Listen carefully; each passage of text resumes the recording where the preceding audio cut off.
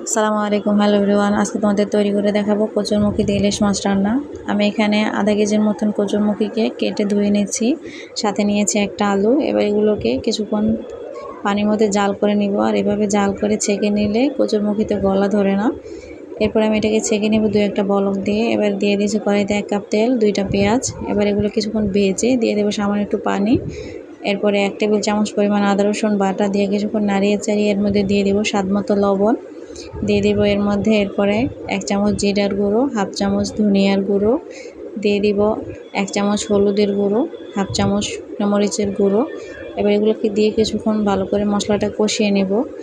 আমি মশলাটা কষানো দিয়ে ঢাকা দিয়ে দিব। এদিকে আমি একটা ইলিশ মাছকে কেটে নিয়েছি।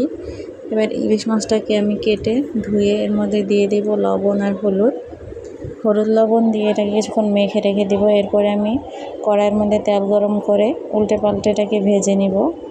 এটা যখন কিছুটা ভাজা হয়ে যাবে সে পর্যায়ে আমি এটা স্টপ করে রাখবো। এদিকে আমি যে মশলাটা কষিয়েছিলাম তার মধ্যে দিয়ে দিব আমি কচুরমুখী আলু যে সেদ্ধ করে রেখেছিলাম এটা আমি 2-1টা ভাপ দিই, তারপরে এটা নামিয়ে ফেলেছি, নয়তো কচুরমুখী বেশি সেদ্ধ হয়ে যাবে। এরপরে মশলার মধ্যে আরও কিছুক্ষণ এটাকে কষিয়ে নেব। এবার দিয়ে দেবো এর মধ্যে পানি। আমি এখানে আধা কেজির মতো পানি দিয়েছি। এবার পানিটা দিয়ে কিছুক্ষণ এটাকে বলক দিয়ে নিব ঢাকা দিয়ে।